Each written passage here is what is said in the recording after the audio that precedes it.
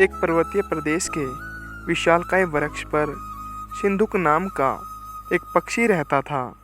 उसके मल में सोने के कण निकलते थे। एक दिन एक शिकारी उधर से गुजर रहा था। शिकारी को उसके मल के स्वर्णमयी होने के बारे में पता नहीं था, इसलिए शिकारी उसकी उपेक्षा करके आगे निकल रहा था।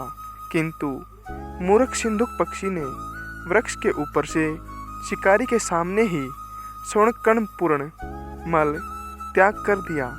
सोने के लोभ में शिकारी ने जाल फैलाकर उसे पकड़कर अपने घर ले आया। वहाँ उसे पिंजरे में रख लिया। लेकिन दूसरे ही दिन उसे यह डर सताने लगा कि कहीं कोई आदमी पक्षी के स्वर्णमयी मल वाली बात राजा को बता देगा तो उसे राजा के सामने दरबार में पेश होना पड़ेगा। हो सकता है राजा उसे दंड भी दे। इस डर से उसने खुद राजा के सामने पक्षी को पेश कर दिया। राजा ने पक्षी को पूरी सावधानी के साथ रखने की आज्ञा दी, किंतु राजा के मंत्री ने राजा को सलाह दी कि इस शिकारी की मूर्खतापूर्ण बात पर विश्वास करके हंसी का पात्र न बनो। कभी कोई पक्षी भी सोने का मल त्याग करता है, इसे छोड़ दीजिए। राजा ने मंत्री की सलाह मानकर उसे छोड़ दिया।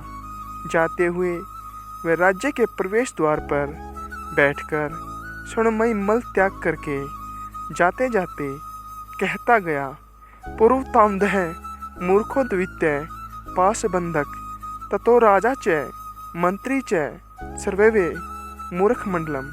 अर्थात पहले तो मैं ही मूर्ख था जिसने शिकारी के सामने सोने वाला मल त्याग किया, फिर शिकारी ने मूर्खता दिखलाई जो बेकार ही मुझे राजा के सामने ले गया। उसके बाद राजा और मंत्री भी मूर्खों के सरताज निकले जो मुझे छोड़ दिया। इस राज्य में सब मूर्ख मंडल ही एकत्रित हुआ है।